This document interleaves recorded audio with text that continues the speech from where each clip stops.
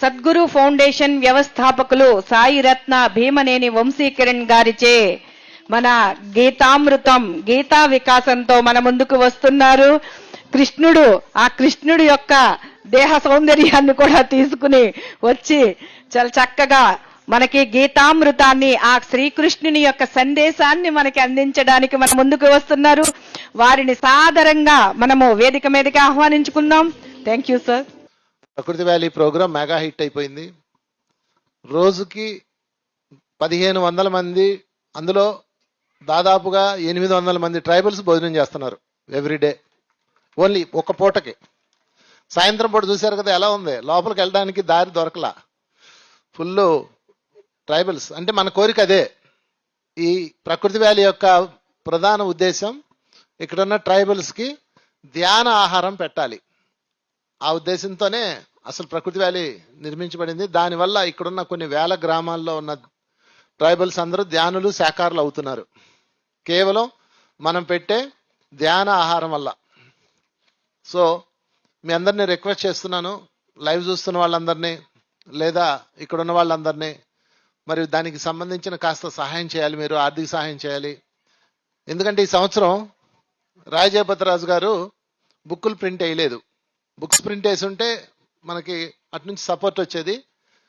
ఎక్కువ బుక్స్ వెళ్తున్నాయి, మన వాళ్ళకి ఇబ్బంది అవుతుంది, మనం మనకే కాంపిటీషన్ అవుతున్నాం, వద్దు అని ఈ సంవత్సరం ఆయన బుక్స్ ప్రింట్ వేయడానికి ఒప్పుకోలేదు.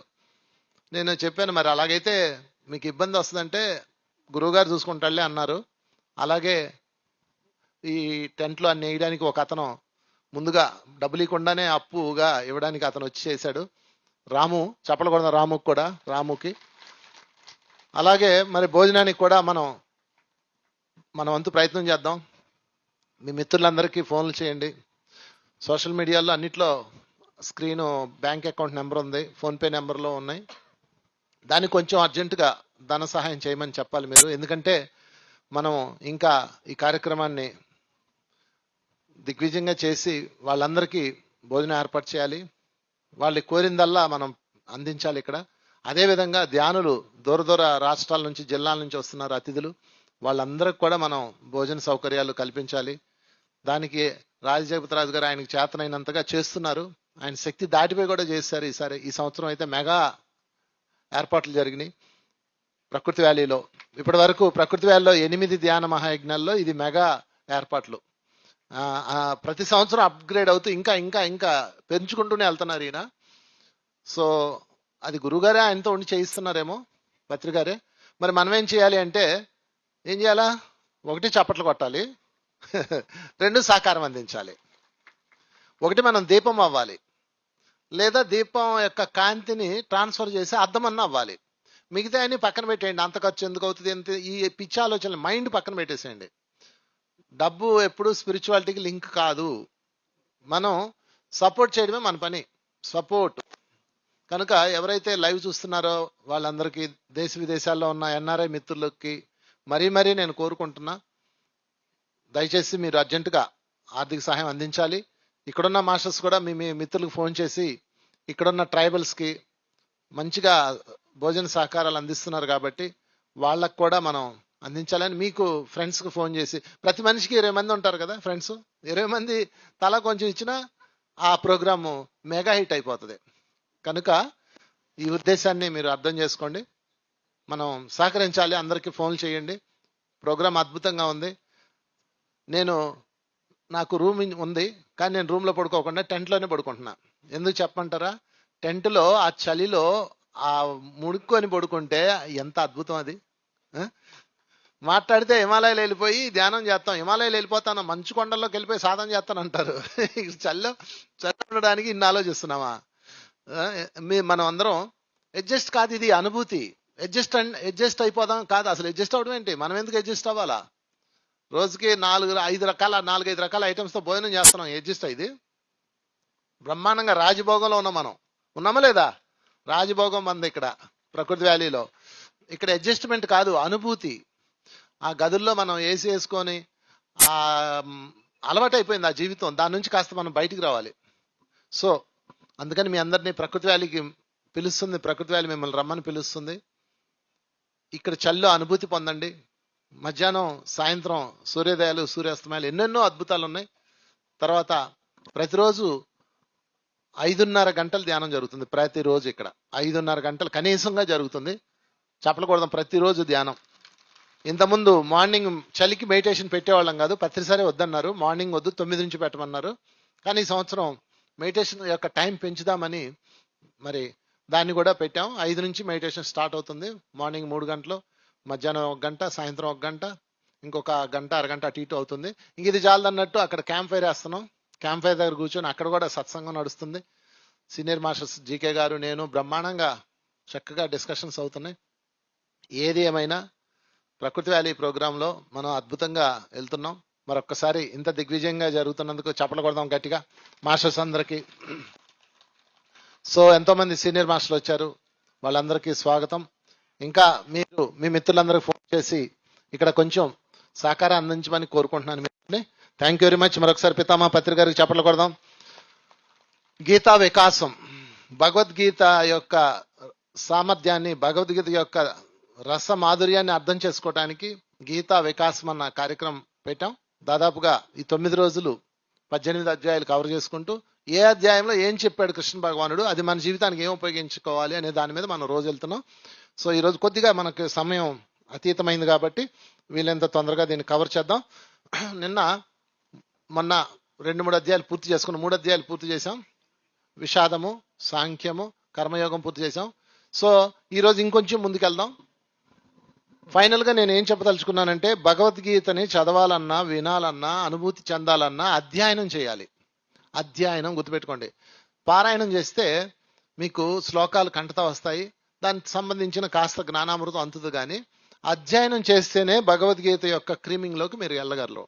అందుకని అధ్యయనం చేయాలంటే మనం ఏం చేయాలంటే, భగవద్గీతలో శ్లోకాలను తీసుకొని, మీకు శ్లోకం వస్తే సరే, ఒకవేళ శ్లోకం రాలేదు కింద తాత్పర్యాన్ని తీసుకొని దాన్ని చదివి మీలో మీరు మాట్లాడండి. మీతో మీరు మననం చేయండి. దీని అర్థం ఏమై ఉంటుంది అని మీరు వెతుక్కుంటూ వెళ్ళాలి. అప్పుడు మీ ఇన్నర్ నుంచే భావం వస్తుంది. ఇన్నర్ నుంచి ఎప్పుడైతే వచ్చిందో అప్పుడే మీకు దాని యొక్క రసమాధుర్యాన్ని పొందుతారు. అలా కాకుండా మీరు ఎవరో రాసిన బుక్, ఎవరో చెప్పింది చదివితే వాళ్ళ తాలూకా ఫ్రీక్వెన్సీ మీకు అందుతుంది. వాళ్ళ తాలూకా ఫ్రీక్వెన్సీ కాదు, మీ సొంత ఫ్రీక్వెన్సీ మీకు కావాలి. కనుక ఈరోజు మరొకసారి మనం భగవద్గీతకి చప్పట్లు కొడదాం, వేదవ్యాసుల వారికి చప్పట్లు కొడదాం, కృష్ణ భగవానుడికి చప్పట్లు కొడదాం. ఈరోజు మనం ఏ అధ్యాయంలోకి వెళ్దామంటే జ్ఞాన కర్మ సన్యాస యోగంలోకి వెళ్దాం. నిన్న కర్మ యోగం పూర్తి చేసాం. ఈరోజు జ్ఞాన కర్మ అంటే ప్రతి ఒక్క కర్మని, ప్రతి ఒక్క చేసే పనిని మనము జ్ఞానంతో చేయాలి. కర్మ అంటే చేసే పని అక్కడ చెప్పుకొచ్చాడు. జ్ఞానం కలపాలి దానికి. అన్ని పనులే. కళ్ళు కొట్టు పెట్టడం కూడా పనే, స్కూల్ పెట్టడం కూడా పనే. జ్ఞానం ఉన్నోడు ఇది పెడతాడు, జ్ఞానం లేనివాడు అది పెడతాడు. తేడా అర్థమైంది కదండి. రెండు కర్మలే, రెండు పనులే. ఇప్పుడు జ్ఞానం అనే స్థాయి పెంచే కొద్దికి మారుతూ వెళ్తుంది. ఇప్పుడు మనం ఉన్నాం ఇక్కడ, మనం యజ్ఞం చేస్తున్నాం. ఏ యజ్ఞం ఇది? ద్రవ్య యజ్ఞమా, జ్ఞాన యజ్ఞమా? జ్ఞాన యజ్ఞం. ఇక్కడ ద్రవ్యం ఉండదు. ద్రవ్యం అంటే అగ్నిహోత్రం చేయడం ఇవన్నీ ఉంటాయి అనమాట. మెటీరియల్ యజ్ఞం కాదు, ఇది జ్ఞానాన్ని బోధించే యజ్ఞం. ఇది కృష్ణ భగవానుడు ప్రబోధించింది జ్ఞాన యజ్ఞాలు. ద్రవ్య యజ్ఞం చేసేవాళ్ళు అది చేస్తారు, జ్ఞాన యజ్ఞం చేసేవాళ్ళు ఇది చేస్తారు. అంటే మనం ఏం చేయాలో అది చేయాలి. సో ఈరోజు జ్ఞాన యజ్ఞంలో ఆయన ఏం చెప్తాడు, నేను కొన్ని పాయింట్స్ చెప్తాను. ఆ శ్లోకాలు మాత్రం కొంచెం బాగా స్టడీ చేయండి, నోట్ చేసుకోండి, బుక్స్ తెచ్చుకున్న వాళ్ళు. 4వ శ్లోకం చాలా ఇంపార్టెంట్. 4, 5 ఈ 2 కృష్ణుడు ఏం చెప్తాడంటే జన్మ పరంపర గురించి చెప్తాడు. అసలు భగవద్గీత సుదీర్ఘంగా సాగడానికి ప్రధానమైన కారణం ఎవరు అంటే అర్జునుడు. అర్జునుడు అన్ని ప్రశ్నలు వేస్తాడు. బావా ఎంత బాగా చెప్పావు నువ్వు, అసలు ఇంత బాగా చెప్పావు కదా, నాకు ఒక డౌట్ ఉంది ఇందులో అని దానికి సంబంధించిన డౌట్ అడిగేవాడు. ఈయన భగవద్గీత చెప్తూ వెళ్తూ ఈ గొప్ప గుప్త జ్ఞానాన్ని నేను సూర్యుడికి బోధించాను అంటాడు. అర్థమైందా?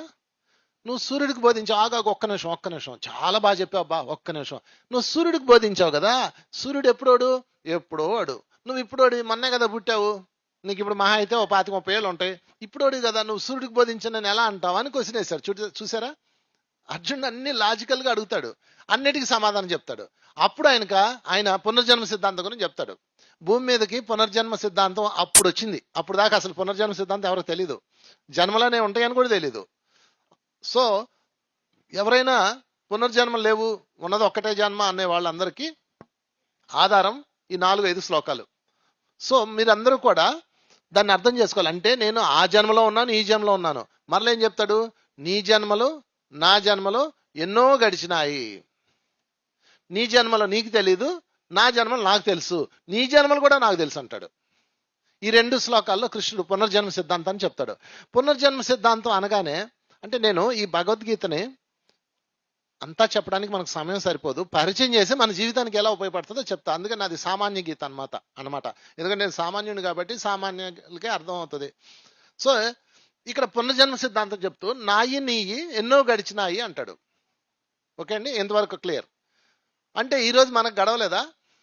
మనకి ఎన్నో జన్మలు, ఎన్నో ప్రయాణాలు, ఎన్నో అనుభవాలు, ఎన్నో మిత్రులు, ఎన్నో బంధాలు గడిచినా లేవా? అంటే ఈరోజు మీ జీవితంలో ఎవరన్నా ఉన్నారనుకోండి, ఇది కొంచెం అర్థమయ్యేలా చెప్పాలంటే ఫర్ ఎగ్జాంపుల్ ఒక ఇద్దరిని తీసుకుందాం. ఇద్దరున్నారు, వీళ్ళిద్దరికి కొంచెం అగ్లీగా ఉంటుంది ఈ పదం, మరి చెప్పక తప్పదు. ఎదురింటి మొగుడు పక్కింటి పెళ్ళాం. సినిమా చూశారు కదా. నేను ముందే చెప్పాను అది సామాన్య గీత అని. పండితులు ఎవరన్నా ఉంటే నన్ను కోపం తెచ్చుకోకండి. ఎదురింటి మొగుడు పక్కింటి పెళ్ళాం, క్లియర్. వీళ్ళిద్దరూ భార్య భర్తలు జీవితం గడుపుతున్నారు. కానీ మనిషి బుద్ధి వంకర బుద్ధి కదా, ఎదురుది ఇష్టపడుతుంది కదా, ఎదురుది ఇష్టపడతారు.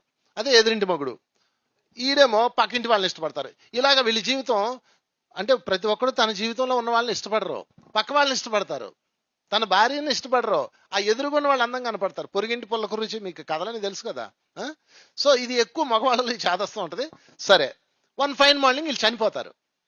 ఓకే, చనిపోయిన తర్వాత వీళ్ళు పైలోకాలకు వెళ్తారు. చనిపోయిన తర్వాత మనతో ఏమొస్తుంది అంటే, ఏమొస్తుంది తెలుసా మీకు? కోరిక రాదు, కోరిక మీద ఉన్న తపన వస్తుంది. ఇంటెన్షన్ అంటారు దాన్ని. దాన్ని బుద్ధుడు తృష్ణ అంటాడు. అంటే మనతో పాటు ఏం తీసుకెళ్తాం మనం? తృష్ణ తీసుకెళ్తారు కదా. నీకు ఎంత తృష్ణ ఉంది, అతను నీకు భర్త కావాలా, అయ్యో దానికోసం తప్పించావా, నో ప్రాబ్లం, నేను ఉన్నాను కదా అంటది యూనివర్స్, అనంత విశ్వం కోరిందల్లేస్తుంది. ఓకే శాంక్షన్ అని వాడిని నీకు భర్తగా పెట్టేస్తారు. ఎవరిని? పద్దాక ఆ పదం చెప్పలేను. ఆ ఎదురింటి వాడిని నెక్స్ట్ జన్మలో నీకు భర్త పెడతారు. అలాగే ఈ పక్కింటి ఆమెని నెక్స్ట్ జన్మలో నీకు భార్యకు పెడతారు. భార్య అవ్వచ్చు, భర్త అవ్వచ్చు, మారచ్చు, బట్ నీ కుటుంబంలో వస్తారు. లింక్. ఎంతవరకు క్లారిటీ వచ్చింది కదా? ఇప్పుడు పుట్టారు కదా, మళ్ళా మామూలే, మళ్ళా ఎదురింటికి వెళ్ళిపోద్ది చూపు. అంటే అర్థం ఏంటి? ఈరోజు మీ ఇంట్లో ఎవరైతే ఉన్నారో, మీ జీవితంలో ఎవరైతే భర్తగా ఉన్నారో, మీ జీవితంలో ఎవరైతే భార్యగా ఉన్నారో వాళ్ళు ఎవరో తెలుసా? గత జన్మలో మీరు వాళ్ళు కావాలని ఏడ్చి చస్తే మీకు ఇచ్చి పంపిన అత్యంత అద్భుతమైన మిత్రులు. అర్థమైందా? అదేదో పాట ఉంది కదా, వంకర బుద్ధి అని. నిజంగానే ఇది ఒక్కటి అర్థం చేసుకోండి. నేను ఇది చాలా ఓపెన్ గా చెప్తున్నాను, కొంచెం సున్నితమైన అంశం ఇది, కానీ ఓపెన్ గా చెప్తున్నా. మీ ఇంట్లో ఉన్న పిల్లల దగ్గర నుంచి, అత్త దగ్గర నుంచి, బంధువుల దగ్గర నుంచి, బయట వాళ్ళు వదిలేయండి. ఫస్ట్ సర్కిల్ ఎవరైతే ఉన్నారో వాళ్ళందరూ కూడా జన్మతా మీతో ప్రయాణం చేసి ఎంతో ఎంతో ఎంతో కావాలని వచ్చిన వాళ్ళు. కానీ మనం వాళ్ళని అశ్రద్ధ చేస్తాం. ఎందుకని? బుద్ధి వంకర బుద్ధి కాబట్టి. దాన్ని మార్చాలంటే పునర్జన్మ సిద్ధాంతం అర్థం కావాలి. పునర్జన్మ సిద్ధాంతం అర్థం కాకపోతే మీకు ఏం అర్థం కాదు. దానికి నేనే ఎగ్జాంపుల్. ఎవడి మీద ఎందుకు చెప్పడం, నేనే చెప్పుకుంటా. నా వైఫ్ నేను ఉన్నాం. ధ్యానంలోకి రాకముందు ఎలా ఉంటారు, మొగుడు ఎలా ఉంటాడు మీకు తెలిసిందే కదా. మేయ్ సోయ్ థోయ్ అంటాడు కదా భార్యనే. అదే కాన్సెప్ట్ అందరం. ఎప్పుడైతే ధ్యానంలోకి వచ్చానో నేను నా గత జన్మలు చూశాను. నా గత జన్మలో ఇప్పుడున్న నా భార్య నాకు 7 జన్మలు ట్రావెల్ చేసింది నాతో పాటు. నా పాస్ట్ 7 జన్మలు పూర్తి, ఇప్పుడు 8వ జన్మలోకి వచ్చాం. అందులో 6 జన్మలు, 5 జన్మలు భార్యగా ఉంది, 1 జన్మ స్నేహితుడిగా ఉంది, 1 జన్మ ఏదో ప్రియురాలుగా ఉంది. కావాలని చచ్చా, తిరిగి పుట్టాం. కానీ మళ్ళా బుద్ధి మారిపోతుంది మంది. ఎప్పుడైతే నేను అది చూశానో అండి, అప్పుడు నా భార్య మీద నాకు ఏం పుట్టింది తెలుసా? అనురాగం.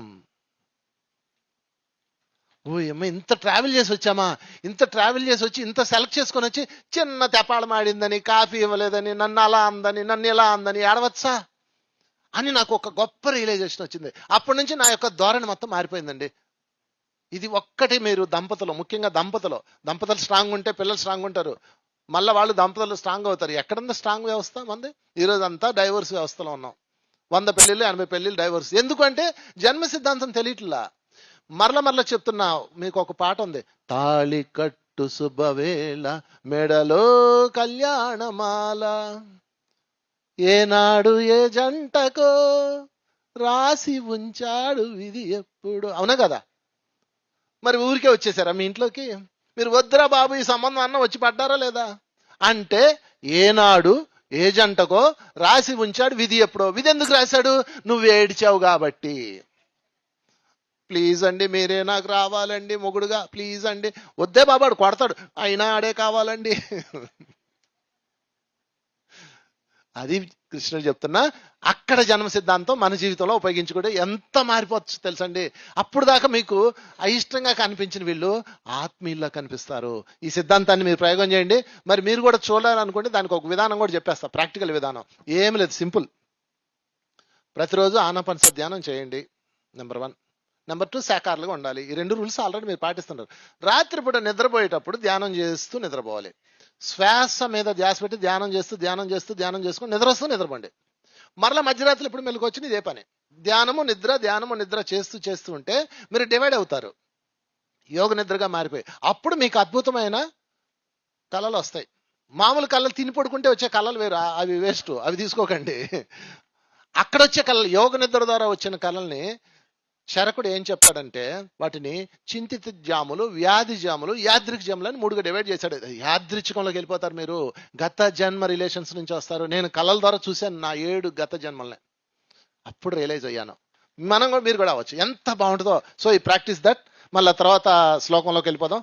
అయితే ఇదంతా మీరు ప్రాక్టీస్ చేయండి, వినేసి పక్కన పెడితే ఉపయోగం లేదు. మరొక ముఖ్యమైన అంశం, కృష్ణుడు చెప్తున్న సిద్ధాంతాలను జీవితంలోకి తీసుకుందాం. జీవితంలో తీసుకున్నప్పుడు ఉపయోగం లేదు. తర్వాత శ్లోకాల్లోకి వెళ్ళిపోదాం. తర్వాత 4, 5 తర్వాత 6, 7, 8 శ్లోకాల్లో జన్మకి కారణాలు చెప్తున్నాడు. ఇప్పుడు నేను చెప్పేశాను 6, 7, 8 కూడా దానికి సంబంధించింది, అది నోట్ చేసుకోండి. తర్వాత 15 నిష్కామ కర్మ గురించి చెప్తున్నాడు. 15వది నిష్కామ కర్మ. చాలా మంది ఏ పని చేసినా సరే నిష్కామంగా చేయాలని చెప్తారు కదండి. దాని ఆధారం ఇందులో ఉంది, మీరు చూసుకోండి. దీన్ని చదవండి ఒకసారి. తర్వాత 19 నుంచి 23 దాకా కర్మలో అకర్మం చూడమంటాడు, అకర్మలో కర్మం చూడమంటాడు. అంటే పని చేయాలి, దానిలో అకర్మణ అంటే ఫలితాన్ని యూనివర్స్కి వదిలేసి చేస్తూ వెళ్ళిపోవాలి. మళ్ళీ అందులో ఫలితం మీద ఫోకస్ చేయాలి. ఇలా మల్టీ డైమెన్షన్లో చెప్తాడు. ఇది 1-2 నిమిషాల్లో చెప్పేది కాదు, ఇది కొంచెం పెద్ద కంటెంట్ కాబట్టి దాన్ని స్కిప్ చేద్దాం. ఓకే, మీరు ఇంటికి వెళ్ళి ఒకసారి శ్లోకాన్ని బాగా చదవండి. తర్వాత 24 నుంచి 30 వరకు యజ్ఞాలు రకాలు చెప్పాడండి. ఈ క్లారిటీ తెచ్చుకోండి. 24వ శ్లోకం నుంచి 4వ అధ్యాయంలో 24వ శ్లోకం నుంచి 30వ శ్లోకం వరకు యజ్ఞాలు రకాలు చెప్పాడు. అందులో జ్ఞాన యజ్ఞం చెప్పాడు, మనదే. పిరమిడ్ లో జరిగే ప్రతి యజ్ఞము పేర్లు మార్చవచ్చు, మహాచక్రం అవ్వచ్చు, యాగం అవ్వచ్చు, ఏదైనా అవ్వచ్చు, దాని పేరు ఈ కృష్ణ భగవానుడు ప్రతిపాదించిందే. తర్వాత అధ్యాయంలోకి వెళ్దాం. 33వ శ్లోకంలో ద్రవ్యయజ్ఞం కంటే జ్ఞాన యజ్ఞం గొప్పదని చెప్తాడు. మీకు ఆధారం ఇస్తున్నాను. 30వ శ్లోకం 23 తర్వాత 30 తర్వాత 33వ శ్లోకంలో ద్రవ్యయజ్ఞం కన్నా జ్ఞానయజ్ఞం శ్రేష్టమైంది అంటాడు. చూడండి, ఇదే పెద్దది, ఇదే మంచిదండ. శ్రేష్టం అని పదం వాడతాడు. శ్రేష్టం అన్న పదం అంటే తప్పని కాదు అర్థం. శ్రేష్టం అంటే ఇట్స్ బెటర్ దాన్ దిస్ అని కాదు, ఇది మంచిది, దీన్ని మీరు పొందండి అని శ్రేష్టత అంటారు దాన్ని. అంటే మామిడి పళ్ళు ఉన్నాయి అనుకోండి, బంగినిపల్లి మామిడి పండుని ఏమంటాం? శ్రేష్టమైన పండు అంటాం. మరి అంటే మిగతా అన్ని చెత్తయా? కాదు కదా. ఆవు పాలు శ్రేష్టమైనవి, మరి గేదె పాలు మనం తాగేదంతా గేదె పాలే, కానీ ఆవు పాలను శ్రేష్టం అంటాం. శ్రేష్టం అన్నది తప్పు పదం కాదు, అది దాన్ని కంపారిజం పదం కింద వాడకూడదు. అందుకని శ్రేష్టం అనే పదం ఎక్కువ వాడాలి. ఓకే, ఆనాపానసతి ధ్యానం మనకి శ్రేష్టమైనది, అర్థమైందా? దాన్ని బుద్ధుడు ఏమంటాడంటే సరి అయినది అంటాడు, సమ్మక్కో అంటాడు. ఈ రెండింటికి తేడా అర్థం చేసుకోండి. సరి అయినది అంటే ఇట్స్ సూటబుల్ టు అస్, మనకు సూట్ అవుతుంది ఇది అని దాని అర్థం. తర్వాత ఇంకా ఆఖరి ఈ చాప్టర్లో ఆఖరి శ్లోకాలు 37వ శ్లోకము చూడండి, జ్ఞానాగ్ని దగ్ధ కర్మణం. ఓకే, 38వ శ్లోకంలో ఏం చెప్తాడంటే జ్ఞానాన్ని ఇన్నర్ నుంచి తీసుకోమంటాడు. ఇది పరిచయం. నేను 37వ శ్లోకం ఒక్క శ్లోకం ఆధారంగా జ్ఞానాగ్ని దగ్ధ కర్మణం ఒక్క శ్లోకాన్ని తీసుకొని 1 సంవత్సరం పాటు దాని మీద పరిశోధన చేస్తే దాని నుంచి తయారైందే నేను చెప్పే కర్మ ధ్యానము, కర్మ చక్రము అన్న ఒక పెద్ద కాన్సెప్ట్ దొరికింది నాకు ఈ ఒక్క శ్లోకం ఆధారంగా. అంటే కృష్ణుడు ఏం చెప్తున్నాడు? జ్ఞానాగ్ని దగ్ధ కర్మాణం అని చెప్పాడు జ్ఞానకర్మ సన్యాసయోగంలో 37వ శ్లోకం. ఇది బాగా బాగా చదవండి. అయితే ఇక్కడ ఒక క్లారిటీ తెచ్చుకుందాం. మనకి ఏదైనా సమస్యలు ఉన్నాయనుకోండి, జబ్బులు ఉన్నాయనుకోండి, ఓకే, ఎలా పోవాలి? జ్ఞానాగ్ని దగ్ధ కర్మణం. జ్ఞానం అన్న అగ్నిలో కర్మలు దగ్ధమవుతాయి అని ఒక సూత్రం ఉంది. ఇప్పుడు ఇక్కడే పెద్ద కన్ఫ్యూజ్ వచ్చింది. జ్ఞానం అంటే ఏంటి? ఏ జ్ఞానం? ఇప్పుడు రమణ మహర్షి గారు ఉన్నారు, ఆయన జ్ఞానం లేదా? ఉంది. పెద్ద పెద్ద గురువులు ఉన్నారు, వాళ్ళకి జబ్బులు ఉన్నాయి, కర్మలు ఉన్నాయి. మరి అవన్నీ ఎందుకు వచ్చినాయి అంటే వాళ్ళ జ్ఞానం లేదా? కాదు. జ్ఞానము అంటే నువ్వు ఏదైతే బాధను అనుభవిస్తున్నావో దానికి సంబంధించిన అవగాహన. ఓకే, మీకు సింపుల్ ఎగ్జాంపుల్ చెప్తాను. నేనే చెప్పుకుంటాను. నా మీద నాకు తలకాయ నొప్పి ఉండేది, మైగ్రేన్. ధ్యానంలోకి వచ్చినప్పుడు, ధ్యానం చేసినప్పుడల్లా తలనొప్పి తగ్గిపోయేది. ఎప్పుడన్నా ధ్యానం చేయకుండా బిజీగా తిరుగుతూ అలా ఉన్నప్పుడు మళ్ళీ తలనొప్పి వస్తుండేది. ధ్యానం చేసినప్పుడు తలనొప్పి తగ్గిపోతా ఉంది. ధ్యానం చేసిన రోజులు బాగుంది, అంటే ఆ ఎనర్జీ లెవెల్స్ సెట్ అయ్యేది. మళ్ళీ దాని తీవ్రత ఉందేమో మళ్ళీ వస్తుండేది. ఒకరోజు నేను అలాగా, ఏంటిది, ఎందుకు ఇది వస్తుంది, ఇంత ధ్యానం చేస్తున్నాం, ఇంత ధ్యాన ప్రచారం చేస్తున్నాం, ఈ మైగ్రేన్ నాకు ఎందుకు ఉంది అని దాదాపు ఒక 18 సంవత్సరాల క్రితం అనుకుంటా నేను అలాగా క్వశ్చన్ వేసుకొని నిద్రపోయా. ఆ రోజు నాకు ఒక డ్రీమ్ వచ్చింది.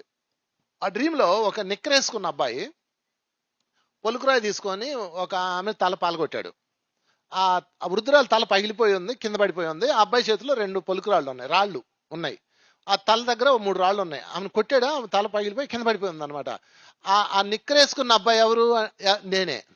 నాకెలా తెలిసిందంటే మెలకు రాగానే నా చెయ్యి ఇలా ఉంది. అర్థమైందా? క్లూ అది. అంటే నాకు మెలకు రాగానే నేను ఎలా నిద్రపోతున్నాను కదా, నా చెయ్యి ఇలా ఉంది, రాయి పట్టుకుంది. టక్కుమని మెలకు వచ్చిందండి. అప్పుడు నాకు క్లారిటీ వచ్చింది. ఓహో, ఆ వృద్ధురాలు తలకాయ పాల్గొట్టినందుకు ఈ జన్మలో నేను దీన్ని తెచ్చుకున్నాను, లెర్నింగ్ గా తెచ్చుకున్నాను. చూడండి, ఇట్స్ నాట్ ఏ పనిష్మెంట్. కర్మ అంటే పనిష్మెంట్ కాదు, కర్మ అంటే అనుభవం. ఎందుకు అనుభవం? జ్ఞానం కోసం. అప్పుడు నాకు క్లారిటీ వచ్చింది. ఓహో, నేను ఒక వృద్ధురాలు తలని పాల్గొట్టానా, నేను చేసింది 100, నాకు వచ్చింది 20. అంటే మనం అనుభవిస్తున్న ఏ కర్మ అయినా మనకి ఎంత తెలుసా అండి? 20%. యూనివర్స్ మనకి ఇచ్చేది కేవలం 20%. మరి మిగతా 80% ఎందుకు ఇవ్వదు? ఎంత మంచిదో తెలుసా అనంత విశ్వం. మీ బిడ్డ తప్పు చేశాడు, ఫోన్ పాల్గొట్టారు, మీరు తలకాయ పాల్గొడతారా? 2 దెబ్బలు వేస్తారు, ఈ మీద 4 దెబ్బలు వేస్తారు. అంతేగాని వాడు ఇంత చేశాడు కాబట్టి ఇంత కొట్టాలా నా లెక్క ఉంటుందా? ఉండదు. వాడు తెలుసుకోవాలి అని 2 దెబ్బలు వేస్తారు. అలాగే అనంత విశ్వం కూడా మనం తెలుసుకోవాలి అని 2 దెబ్బలు వేస్తుంది. ఆ 2 దెబ్బలే ఇప్పుడు మనం అనిపిస్తున్న కర్మలో. అంటే ఇంకే ఇలా అయిపోతున్నామే, ఇక 100 ఇస్తే ఏమైపోతాం చెప్పండి? అంటే మనం 20% ఇంత బాధపడుతున్నామే, మన వల్ల బాధపడ్డ వాళ్ళు 100 అనుభవించారు, వాళ్ళు ఎంత బాధ అనుభవించుంటారో కదా. దాని పేరే జ్ఞానము, సెల్ఫ్ రియలైజేషన్. నేను కల రాగానే నేను మెలకు వచ్చాక కూర్చున్నాను అలాగా, ఈ తలనొప్పికి ఇంత బాధపడుతున్నాను. ఆ తల పగిలి ఆమె ఆ వృద్ధురాలు ఎంత బాధపడి ఉంటుందో, ఆ జన్మలో నేను ఎంత బాధ పెట్టానేమని. సో అని నేను ఒక తెలియని హృదయంలో నుంచి ఒక పశ్చాత్తాపం వచ్చింది. పశ్చాత్తాపం అన్న తప్పు పదం కాదు, దయచేసి పశ్చాత్తాపం అనగానే మీరు అదే ఇన్ఫాక్టీ అనుకోకండి. ఇన్ఫాక్టీ వేరు, పశ్చాత్తాపం వేరు. ఆత్మనున్నతి వేరు, పశ్చాత్తాపం వేరు. పాపం చేశానన్న ఒక భీతి వేరు, పశ్చాత్తాపం వేరు. పశ్చాత్తాపం అంటే సెల్ఫ్ రియలైజేషన్. అవునా, నేను ఇంత పని చేశానా, అయ్యో ఆ రోజుల్లో అలా తెలియకుండా చేశాను, ఓ విశ్వమా, ఓ మాస్టర్స్ ఐఎమ్ సారీ అని నేను అప్పుడు కోరుకున్నా. ఇది 18 years జరిగిన స్టోరీ. అప్పుడు కరెక్ట్గా 3 రోజుల్లో తలకాయ కట్లు కట్టుకున్న వాళ్ళు నా దగ్గర రావడం మొదలు పెట్టారండి. అది కూడా ముసలోళ్ళు. వాళ్ళు ఒక ఆమె క్లాస్కి వచ్చింది, ఏమైంది నీ తలకన్నాను, నేను దెబ్బతగిలిందండి అందే.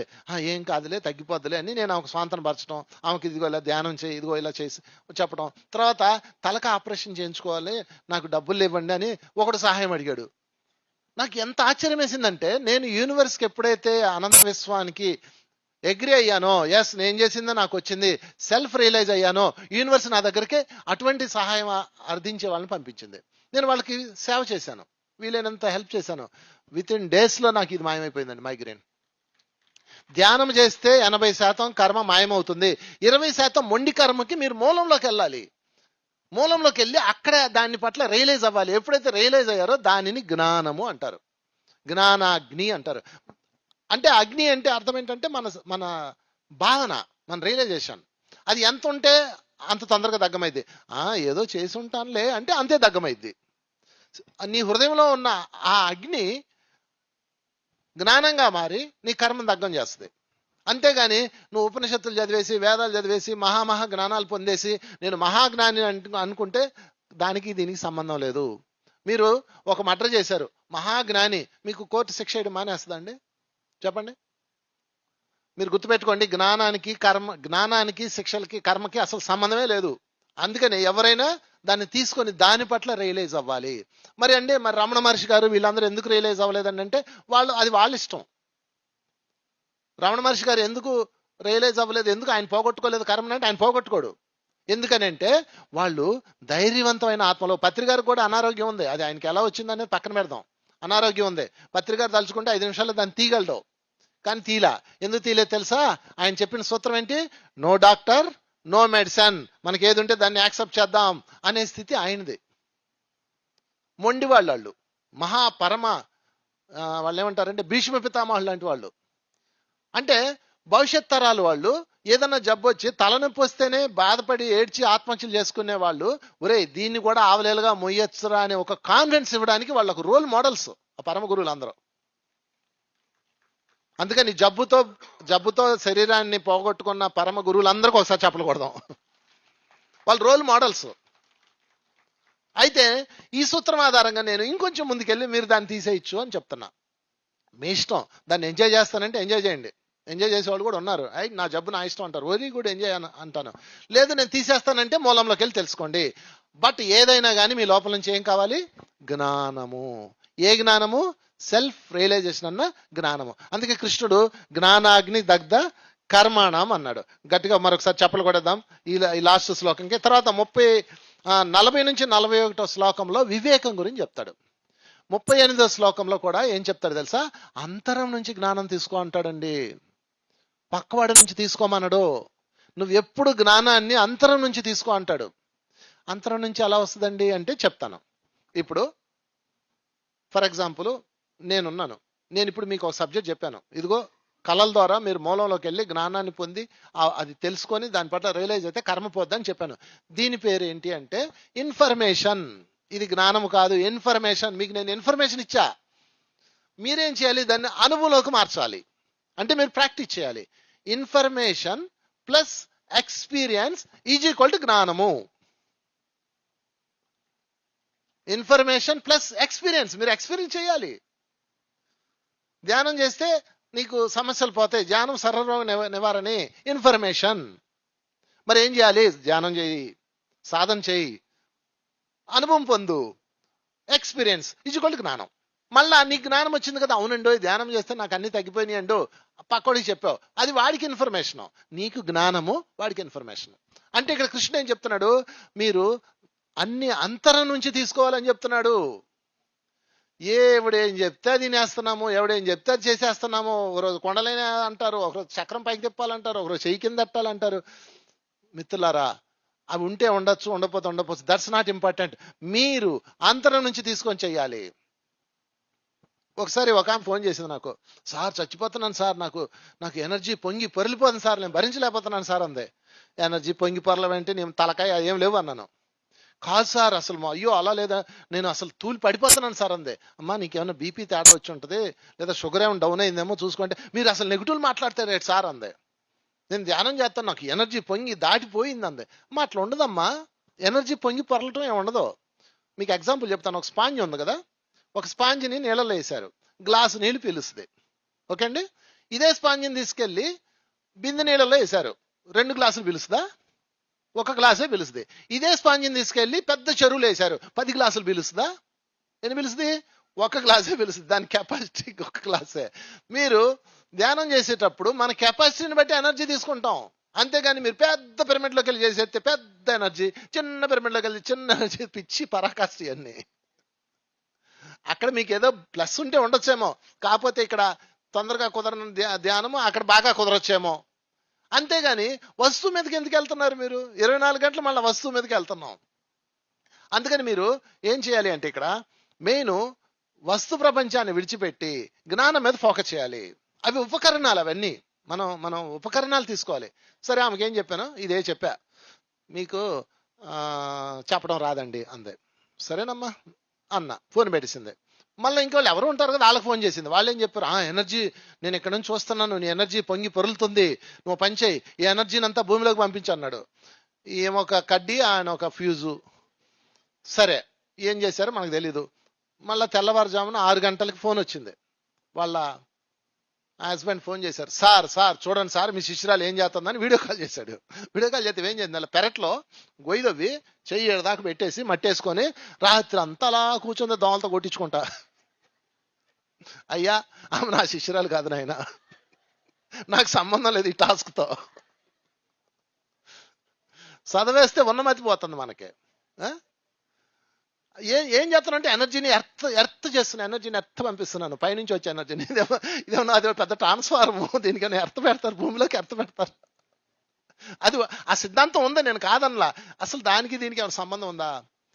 చేసేది ₹10 ధ్యానం, దీనికి మళ్ళీ ఇంత బెళ్ళప్పులో. కనుక మిత్రులారా, జ్ఞానాగ్ని దగ్ధ కర్మణం, జ్ఞానమే కర్మలు తగ్గిస్తుంది. మీకు వేది వస్తువుల మీదకి వెళ్ళకండి. ఈ పిరమిడ్ కడితే ఎంత ఎనర్జీ, ఆ పిరమిడ్ కడితే ఎంత ఎనర్జీ, ఈ క్రిస్టల్ పెడితే ఎంత ఎనర్జీ కాదు మిత్రులారా. హాయిగా ఉండండి, హాయిగా ధ్యానం చేయండి. పిరమిడ్ కావాలి పెట్టుకోండి, ఒక క్రిస్టల్ కావాలి పెట్టుకోండి. ఒకళ్ళ ఇంటికి వెళ్ళాను, కూర్చున్నాను, గుచ్చుకుంటుంది. ఏంద్రా గుచ్చుకుంటుంది అని తీస్తే మంచం అంతా క్రిస్టల్సే, రాళ్ళలో గుచ్చుకోండి. ఏమి చేసుకుని ఉంటే ఎనర్జీ సార్ ఎనర్జీ అంటుంది. నాకు కొన్నాళ్ళు ఎనర్జీ అంటేనే అలర్జీ వస్తుంది. మాట్లాడితే ఎనర్జీ, ఏం చేసుకు సస్తాం ఎనర్జీ అంతా. ఆ టైం లేదు మిత్రులారా. రకరకాలు ఉండొచ్చు, రకరకాల ఉపకరణాలు, అన్ని ఉపకరణాలే.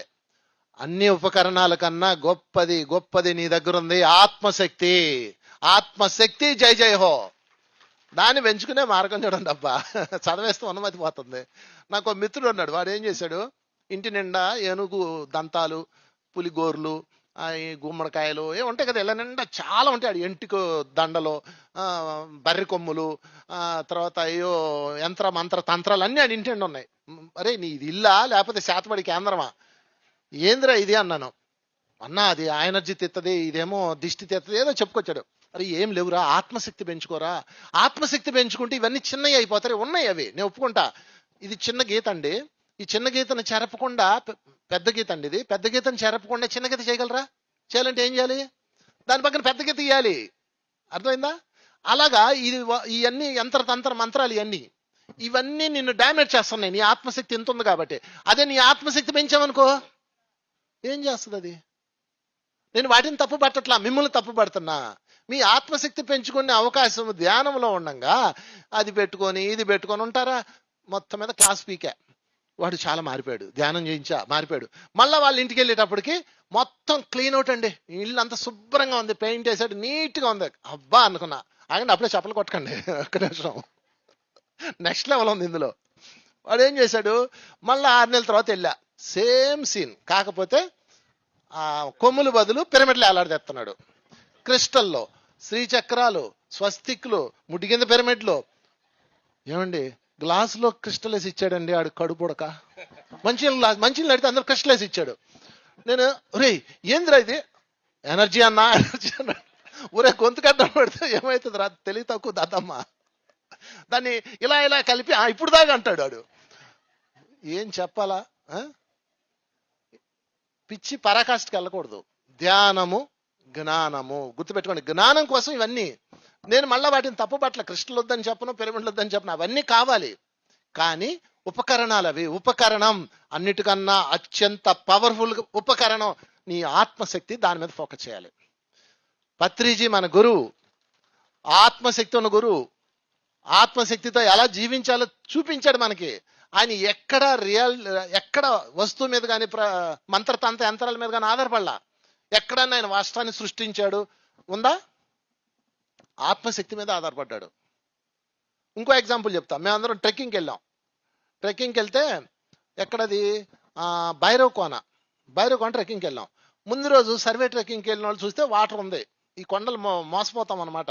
రాత్రికి రాత్రి వాటర్ మాయమైపోద్ది. దాదాపు 15 కిలోమీటర్లు ట్రెక్ చేయించి పైకి తీసుకెళ్లారు. దాదాపుగా 1200 మందిని పైకి వెళ్ళాం. పైకి వెళ్ళిన తర్వాత అక్కడ తాగడానికి నీళ్లు మొత్తం ఎండిపోయినాయి, వాటర్ ఫాల్స్. గురుగారు ఏమన్నారు, అందరు రిటర్న్ అవ్వండి అన్నారు. అంతే, నైట్ అక్కడ స్టే చేద్దాం వెళ్ళాం. ఇంకా చీకట్లోనే అలా దిగాం. దిగేటప్పుడు అందరు డౌట్, ఏంది ఇది, గురువు గారు ఓం భీం బుష్ అని జలపాతం సృష్టించవచ్చు కదా. మళ్ళీ ఒక్కొక్కళ్ళు ఇంత ధ్యానం చేస్తాం, మన సంకల్పంతో వర్షం కురిపించవచ్చు కదా. పిచ్చి మాటలు ఇవన్నీ. ఆత్మశక్తి మీద ఆధారపడాలి. అత్యంత ప్రమాదకర సమయంలో సంకల్పాల శక్తి వాడుకోవచ్చు. అంటే అవన్నీ ఉన్నాయి, నేను కాదనట్లా. కానీ వాటన్నిటికన్నా పెద్దది అనంతమైనది ఆత్మశక్తి. అది జ్ఞానముతో నింపాలి అని చెప్తున్నాడు కృష్ణ భగవానుడు భగవద్గీతలో. చప్పలు కొట్టేద్దాం ఈ అధ్యాయానికి. మరి సమయం ఎంత ఉందబ్బా మనకి? ఇంకా 10 నిమిషాలు ఇచ్చారు మా రాజు గారు. సార్ రైలు లేట్గా వచ్చింది అనుకోండి, నెక్స్ట్ స్టేషన్ కూడా లేట్గానే వెళ్తుంది. మాకు లేట్గా ఇచ్చినప్పుడు మళ్ళీ మేము లేట్గానే ఇవ్వాలి. కానీ వద్దులే, సోదరులు చాలా మంది ఉన్నారు కదా. సో మిత్రులారా, మళ్ళా చెప్తున్నా, భగవద్గీత ఇలా షార్ట్ కట్లో చెప్పుకునేది కాదు. మనం ఈ డయాస్ ద్వారా భగవద్గీత అమృతాన్ని, గీత యొక్క వికాసాన్ని నేను మీకు అందిస్తున్నా. సో మళ్ళీ మనం మరొక్కసారి చప్పలు కొట్టేద్దాం. లాస్ట్ చాప్టర్ అవుట్లైన్స్ ఇచ్చి క్లోజ్ చేద్దాం, ఎందుకంటే నాకు సిలబస్ పూర్తి అవుతుంది కాబట్టి. ఆత్మ సంయమన యోగం అద్భుతమైన చాప్టర్. ఇది అద్భుతమైన చాప్టర్. ప్రతి ధ్యాని ఖచ్చితంగా 1000 సార్లు చదవాల్సిన గొప్ప చాప్టర్. సంయమనం, ఆత్మ సంయమనం, ఎమోషనల్ బ్యాలెన్స్. ఇన్బ్యాలెన్స్ లోంచి బ్యాలెన్స్ లో రావడం. దీన్ని ఒక్కసారి నేను పరిచయం చేస్తాను, ఎందుకంటే మనకు సమయం లేదు కాబట్టి. కొన్ని చాప్టర్స్ పరిచయం చేసుకొని మనం ముగించేద్దాం. ఇందులో 6వ శ్లోకం చదవండి, మోస్ట్ ఇంపార్టెంట్. ఏం చెప్తాడు తెలుసా? మానవుడు తనకు తానే మిత్రుడు, తనకు తానే శత్రువు అని చెప్పాడండి. నీకెవడో శత్రువు లేడు నాయనడా, నీకు నువ్వే శత్రువు నాయన. ఒక్క 6వ శ్లోకం చదవండి. వ్యాపారం చేసే వాళ్ళందరూ 6వ శ్లోకం చదవండి. ఖచ్చితంగా వ్యాపారం చేసేవాళ్ళు 6వ శ్లోకం చదవాలి. ధ్యానంలో చేస్తూ ఆత్మ వికాసం పొందాలనుకునే వాళ్ళు 6వ శ్లోకం చదవండి. అందరూ చదవాలి ఇది అసలు నన్ను అడిగితే. ఎందుకని? నీకు నువ్వే మిత్రుడివి, నీకు నువ్వే శత్రుడివి. మీరు చక్కగా ఉన్నారు, ఇంతలో ఎవడో వచ్చి ఏదో చెప్తారు, మీరు దాన్ని చేస్తారు. అదేమంటే వాడు చెప్పాడు అంటారు. వాడా చెప్పాడు? వాడు చెప్పి నిన్నెవడేనమన్నాడు? నీ యంత్రం ఏమైపోయింది? నీకు ఇందాక అధ్యాయంలోనే చెప్పాడు కదా, అంతరాన్ని ఫాలో అవ్వమన్నాడు కదా, నువ్వు వాడిని ఎందుకు ఫాలో అయ్యావు? అంటే నిన్ను నాశనం చేసింది వాడు కాదు, నువ్వే. ఒక ఆమె ఉంది, చక్కగా ధ్యానం చేస్తుంది. ఈ మధ్యలో ఏమైంది? ఎవడో తగులుతాడండి, ఎక్కడో చాట ఎవరో ఒకళ్ళు వస్తారు. మీకు గుర్తుపెట్టుకోండి, ఈ ప్రయాణం అంత సులువేం కాదు. ధ్యానంలోకి రావడానికి మీకు ప్రకృతి ఎంత సహకారం అందిస్తుందో, ఈ ఆధ్యాత్మిక మార్గంలో మిమ్మల్ని పతనమయ్యేలా చేయడానికి అదే ప్రకృతి అన్ని పన్నాగాలు పన్నుతుంది. ఈ ధ్యానాన్ని విడిచిపెట్టి, శాకార మార్గాన్ని విడిచిపెట్టి నువ్వు పారిపోవడానికి ఎన్ని ఎత్తులు వేయాలో అన్ని ఎత్తులేస్తుంది. మీరు బాగా గుర్తుపెట్టుకోండి. ధ్యానంలోకి రావడానికి అదే ప్రకృతి ఎన్నో ప్లాన్లు వేస్తుంది. ఎవరినో పరిచయం చేస్తుంది, ఏదో పాంప్లెట్ పంపిస్తే, ఏదో వీడియో పంపిస్తే, మళ్ళా నువ్వు ఇందులోంచి ఉంటావా ఓడతావా తెలియడానికి అనేక టెస్టులు పెడుతుంది. ఆ టెస్ట్లో ఫెయిల్ అయ్యావంటే నీకు నువ్వు శత్రువి, పాస్ అయ్యావంటే నీకు నువ్వు మిత్రుడివి. ఒక ఆమె చక్కగా శాఖర అయింది, ధ్యానం అయింది, ఎవడో తగిలాడు. అందులో ఏదో క్లాస్ ఉంది, అందులో పలానా మాస్టరు పలానా రామ్తా గారు ఇదిగో మాంసం తినమని చెప్పాడు, మనం సృష్టించాం వీటిని, మనమే దేవుళ్ళం, మనం ఇక్కడ ఏ భావం లేకుండా ఏదైనా స్వీకరించవచ్చు. ఏదో దిక్కుమాల లాజిక్స్ ఉంటాయి కదా, లూప్ లైన్స్ అంటారు వీటిని. చట్టంలో కొన్ని లూప్ లైన్స్ ఉపయోగించుకొని దొంగలు దూరతుంటారు. అలాగా ఈ లూప్ లైన్స్ ఉపయోగించుకొని ఆమెకు చెప్పాడు. ఆమె తినే శుభ్రంగా తినే, మనం ఏదనుకుంటే అది చేయాలి, మనమే సృష్టికర్తలం ఉదరగొట్టాడు. ఆ మొదలు పెట్టింది. ఒక 6 నెలల్లో సంవత్సరం బాగుంది, ఆ మార్గం బాగుంది. మొత్తం మీద సంవత్సరం 2 సంవత్సరాలు అయిపోయింది. ఆమె ఫెయిల్ అయిపోయింది లైఫ్ అంతా. మళ్ళీ 3 సంవత్సరాల తర్వాత నాకు కనపడింది. ఆమె ఏమందో తెలుసా? సార్, నన్ను ఆయన మార్చేశాడు, నన్ను డిస్టర్బ్ చేశాడు, నా మార్గాన్ని పాడు చేశాడు అందే. పాడు చేసింది అతను కాదు, నువ్వు. ఎందుకంటే నీకు నువ్వు శత్రువి, అతను కాదు. ఏమండి, మీకే డౌట్ రావచ్చు, ఏమండి యూనివర్స్ నిజంగా వాడి వల్ల ఉపయోగం లేదంటే వాడిని క్లియర్ చేయాలి కదా. ఈ విశ్వం ఏం చేస్తుందంటే, విశ్వంలో ఎవడైతే ఇది ఉపయోగం లేదో దాన్ని క్లియర్ చేసేస్తుంది. అవునా కదా? అది ఉండదు. మీకు అందరికి తోక ఉందా? మనందరికి తోక ఉందా? మరి ఆది మానవులం కదా మనం, అక్కడి నుంచి వచ్చాం కదా. తోక ఎందుకు లేదు? ఉపయోగం లేదు, దానివల్ల అవసరం లేదు కాబట్టి తోక వెళ్ళిపోయింది మన దగ్గర నుంచి. కోతులు తోక ఉంటుంది, ఎందుకని? అది చెట్టు కొమ్మను పట్టుకోవాలి కాబట్టి. అది అనంత విశ్వం చేసే పని. అంటే భూమి మీద ఎవడన్నా ఉన్నాడంటే వాడి వల్ల పని ఉంది. ఏమన్నా ఇంత ధ్యానం చేస్తున్నాడు వాడెందుకు వచ్చి చెడగొడుతున్నాడు, మాంసం తినొచ్చని ఎందుకు ప్రచారం చేస్తున్నాడు, అంత పెద్ద మేధావి ఎందుకు చెప్తున్నాడు అంటే, నీకు పరీక్ష పెట్టడానికి అలాంటి వాడు ఒకడు కావాలి యూనివర్స్కి. పరీక్షలో పాస్ అవుతావు ఫెయిల్ అవుతావు నీ చేతిలో ఉంది. అందుకని ప్రతి దానిలో నేను మిత్రత్వంలో ఉన్నానా, నాకు నేను వీడి వల్ల దీనివల్ల నేను పాడవుతానా బాగుపడతానా అని ఎవరు పరిశీలించుకోవాలి? మిమ్మల్ని మీరు పరిశీలించుకోవాలి. మళ్ళీ దానికి వెళ్ళి వాళ్ళని నేను అడగండి. తర్వాత శ్లోకంలోకి వెళ్ళిపోదాం. 7వ శ్లోకం పరమాత్మ ప్రాప్తి గురించి చెప్తాడు. అది ఒకసారి చదవండి. వాడి యొక్క లక్షణాలు చెప్తాడు, క్వాలిటీస్. మీరు 7వ శ్లోకం తీసుకొని అందులో కొన్ని క్వాలిటీస్ చెప్పాడు ఆయన. భగవద్గీతలో కృష్ణ భగవానుడు వ్యాసుల వారు రాశాడు. ఇందులో నేను ఉన్నానని క్వశ్చన్ వేసుకోండి అంతే. నేను ఉన్నానా, ఈ క్వాలిటీస్ నాలో ఉన్నాయా అని చూసుకోండి. ఉంటే మీకు నమస్కారం పెట్టుకోండి, లేకపోతే మార్చుకుందాం అంతే. తర్వాత 10, 14, 16, 17 శ్లోకాల్లో ధ్యానము, అందులో రకాలు, ఆహారము, నియమాలు, మీరు ఎలా జీవించాలి, ఏ పద్ధతిలో ఉండాలని చెప్పుకొచ్చారు. ఇదంతా మీకు తెలిసిందే. ఒకటే నియమం, ఏంటది చెప్పండి? హింసా చూడదు హంసా పకడో. ఇంతే మన నియమం, ఇంకేం లేదు. ఇవన్నీ చదివేసి మీరు పొరపాటు చేసుకోకండి. మళ్ళా మనం ఆల్రెడీ ఇందులోనే ఉన్నాం. హింసను విడిచిపెట్టడం, హంస అంటే శ్వాసను పట్టుకోవటం, అయిపోయింది. ఇంకా ఈ శ్లోకాలన్నిటిది పత్రిస్తారు 2 లైన్స్లో చెప్పాడు. హింసా చూడదో హంస పకడో. చప్పలు కొట్టేద్దాం పత్రిసారికి. తర్వాత 18వ శ్లోకంలో ధ్యాన యోగంలో అంతిమ దశకు చేరిన పురుషుడు లక్షణాలు చెప్తాడు. ధ్యాన సాధనలో అంతిమ దశకు చేరిన వాళ్ళ క్వాలిటీస్, వాళ్ళ లక్షణాలు ఏ విధంగా ఉంటాయి, వాళ్ళ ఎన్లైటన్మెంట్ ఏ విధంగా చెప్పాడు. కాబట్టి 18వ శ్లోకం నోట్ చేసుకోండి. ఇది చాలా ఇంపార్టెంట్. ఆత్మ సంయమనం అన్న అధ్యాయంలో నేను ఎలా ఉన్నానా లేదా అని మీరు చూసుకోండి. తర్వాత 19వ శ్లోకం చెప్పాడండి. అది చాలా చాలా చాలా ఇంపార్టెంట్. 19వ శ్లోకం దీపాన్ని ఉపమానంగా చెప్తాడు. అంటే ఏం చెప్తున్నాడంటే, యోగి వాయు ప్రసారము లేని చోట దీపము వలె నిశ్చలంగా ఉండవాలని చెప్తాడు. ఓకే, వాయు ప్రసారం లేని చోట దీపం ఎలా ఉంటుంది అంటే, గాలి లేని చోట దీపం ఎలా ఉంటుంది, ఇలా ఉంటుంది. ఓకే, అలా ఉండాలి నేను నిశ్చలంగా. ఓకే, అంటే మీరు ఇంటికి వెళ్ళొద్దండి, వెళ్ళండి.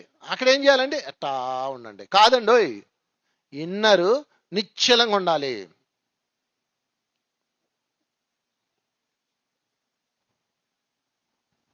ఇంకా చెప్పనా, ఒక ఎగ్జాంపుల్ చెప్తా. ఇప్పుడు ఇంటికి వెళ్ళండి, మీకు ఉందలే ఇంటి దగ్గర, వారం నుంచి 7 ఉన్నారు కదా. ఇంటికి వెళ్ళగానే ఎవరో ఒకరు ఏదో ఒకటి అంటారు కదా, ఎక్కడ పోయావు, నీ ఇష్టం వచ్చిన తిరిగావు, నీ ఇష్టం వచ్చి ధ్యాన క్లాసులకు వెళ్తున్నావు, ఏదో ఒకటి అంటారు కదా. అన్నప్పుడు మీరు ఎలా ఉండాలి, వెంటనే ఏం గుర్తు తెచ్చుకోవాలి? వాయు ప్రసారం లేని చోట దీపం అంటే నిశ్చలంగా వెలుగుతున్న దీపాన్ని గుర్తు తెచ్చుకోండి అంతే. ఒక ఎగ్జాంపుల్ చెప్తా, ఇది చాలాసార్లు చెప్పాను, అవసరం మీకు ఇది. ఒక ఆమె ఉంది, ఆయన భర్త తాగి కొడతా ఉంటాడు, ఏమని కొడుతుంది, ఇల్లు రచ్చ రంబోలా, పిల్లలందరూ కేకలు పెడుతుంటారు, రోడ్డు మీద అందరూ వచ్చేసి వాళ్ళ ఇల్లు పంచాయతీ నడుస్తుంది, అంతా మీరు చూస్తారు కదా నిత్య జీవితంలో ఇలాంటి వాళ్ళు. ఆమె పాపం వాడిని ఎలా మార్చాలని నా దగ్గరకు వచ్చింది. అమ్మా, నువ్వు వాడిని మార్చలేవు, నువ్వు మారు అని చెప్పాను. అంటే నేనేం చేయాలండి అందే. వాయు ప్రసారం లేని చోట దీపంలా నిశ్చలంగా ఉండు. నువ్వేం చేయాలి అది చెయ్యి. ఫస్ట్ ఏం చేయాలి, మీరు నిశ్చలంగా ఉండి ఏం చేయాలి అది చెయ్యి. సరేనండి అంది. ఇంటికి వెళ్ళింది. మళ్ళా రోజుల్లా తాగేసి వచ్చాడు. తాగేసి వచ్చేస్తే సయ్యమని లేస్తుంది కదా.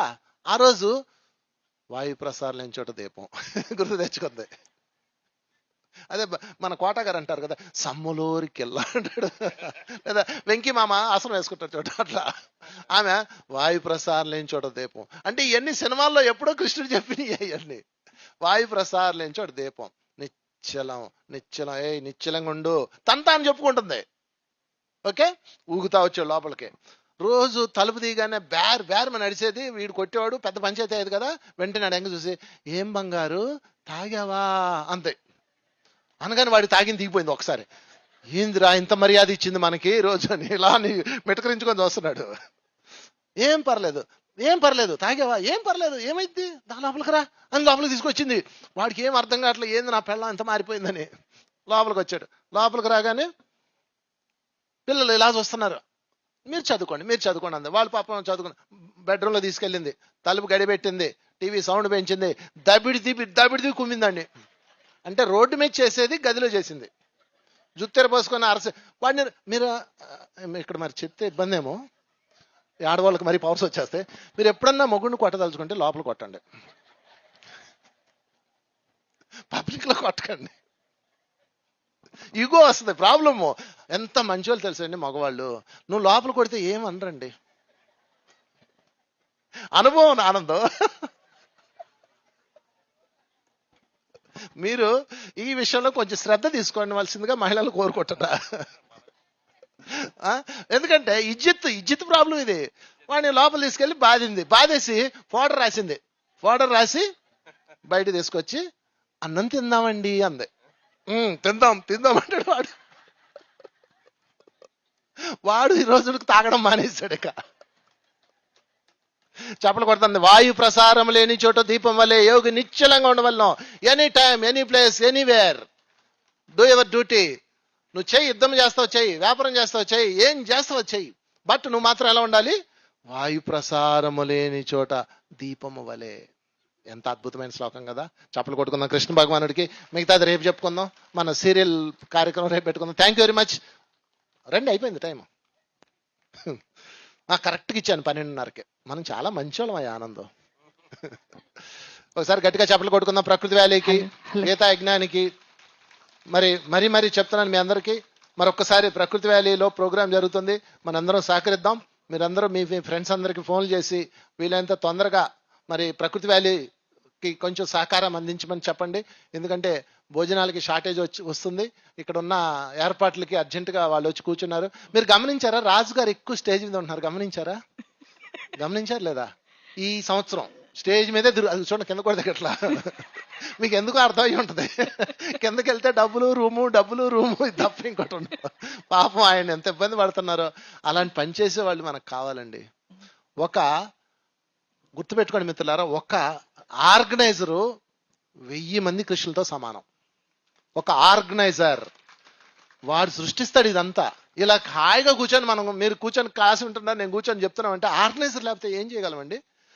ఈ రోజు ఇంత పెద్ద గురువులు, ఇంత భూమి మీద ఉన్న గురువులందరూ అంత గొప్పవాళ్ళు అవడానికి ప్రధాన కారణం వాళ్ళ వెనక నిలబడి సమిధులైన ఆర్గనైజర్లో.